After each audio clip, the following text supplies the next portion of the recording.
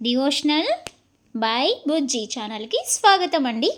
ఇవాళ మనం ఈ ఛానల్ కొత్తగా చూసే వాళ్ళైతే మన ఛానల్ని సబ్స్క్రైబ్ చేసుకోండి, పక్కనే ఉన్న బెల్ ఐకాన్ని క్లిక్ చేయండి, మీకు న్యూ వీడియోస్ నోటిఫికేషన్స్ మీకు వస్తాయి.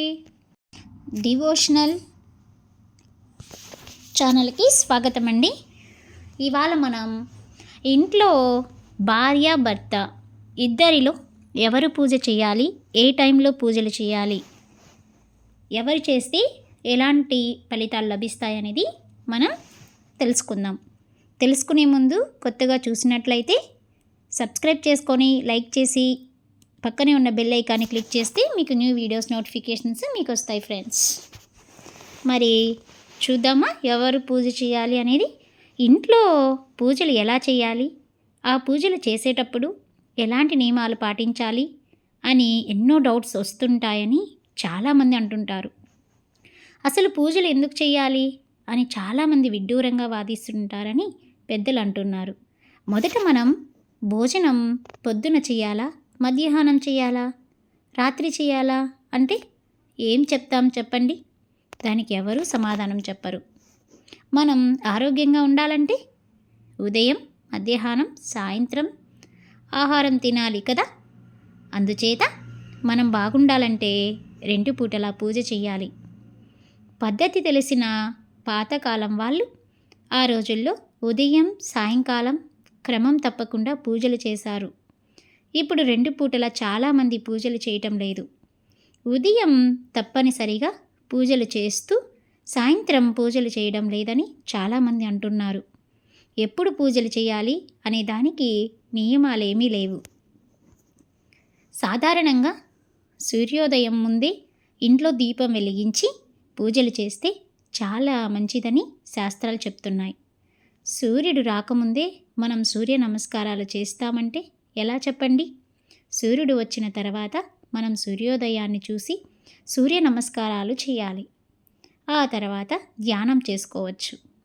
సంధ్యావందనం కూడా సూర్యోదయం సమయంలో చేస్తామని కొందరు అంటారు. అలా చేయడం కూడా మంచిది కాదని, అలివందనాలకు ఫలితాలు ఉండవని పెద్దలు అంటుంటారు. సూర్యోదయం సమయంలో సంధ్యావందనం చేస్తారంటే ఎట్లా జరుగుతుందని పండితులు అంటున్నారు. సూర్యుడిని నిద్రలేపి సూర్య నమస్కారాలు చేస్తామని అంటే అది ప్లేలిస్ట్లో మీకు రామాయణం, శివపురాణం, మంచి డివోషనల్ స్టోరీస్ కూడా అవైలబుల్లో ఉంటాయి. ఇంట్లో దేవుడి ముందు దీపం వెలిగించి పూజలు చేస్తే ఆ ఇంటికి శుభం కలుగుతుందని పండితులు చెప్తున్నారు. అలాగే వీలైనప్పుడు ఉదయం, సాయంత్రం ఇంట్లో పూజలు చేస్తే మంచిదని పెద్దలు అంటున్నారు. మారుతున్న కాలంలో చాలామంది సాయంత్రం ఎక్కువగా ఇంట్లో పూజలు చేయడం లేదని పండితులు, పెద్దలు అంటున్నారు. ఇంటిలో ఇంటి పెద్ద అంటే భర్త పూజలు చేస్తే ఆ పూజల ఫలితాలు ఆ ఇంట్లోని అందరికీ చెందుతుందని పురాణాలు, శాస్త్రాలు చెప్తున్నాయి. గుడికి వెళ్ళి పూజలు చేయించుకునే ముందు ఆ గుడిలోని పూజారి ఇంటి యజమాని గోత్రం అడిగిన వెంటనే ఇంటి పెద్ద పేరు అడుగుతారని, చివరిలో సహకుటుంబస్య అంటారని పెద్దలు గుర్తు చేస్తున్నారు. అంటే ఆ ఇంటి పెద్ద పేరుతో పూజలు చేసిన తర్వాత ఆ కుటుంబానికి మొత్తం ఆ పూజా ఫలితాలు వస్తాయని పండితులు అంటున్నారు. ఇంట్లో ఇంటి పెద్ద అంటే మగాళ్ళు, భర్త పూజ చేస్తే ఆ కుటుంబంతో పాటు అందరూ చేసినట్లే అని, ఆ పూజా ఫలితాలు అందరికీ దక్కుతాయని, ఎక్కువ భాగం మగవాడికి సంబంధించిన పూజలే ఉంటాయని పెద్దలు గుర్తు చేస్తున్నారు. అందుకే ఇంట్లో మగవాళ్ళు పూజ చేయాలని పెద్దలు అంటున్నారు. ఇంటి యజమాని అంటే ఆ పదానికి ఆ ఇంటి కోసం యజ్ఞం చేసేవాడు అని అర్థమని పురాణాలు, హిందూ శాస్త్రాలు చెప్తున్నాయి. ఇంటి యజమాని ఇంట్లో పూజలు చేస్తే ఆ కుటుంబం మొత్తం సంతోషంగా ఉంటుందని పురాణాలు, హిందూ శాస్త్రాలు చెప్తున్నాయి.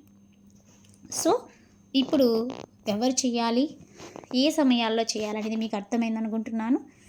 సో భర్త, ఇంటి యజమాని ఎవరైతే ఉంటారో వాళ్ళు చేస్తే ఆ ఇంటికి మంచి జరుగుతుంది.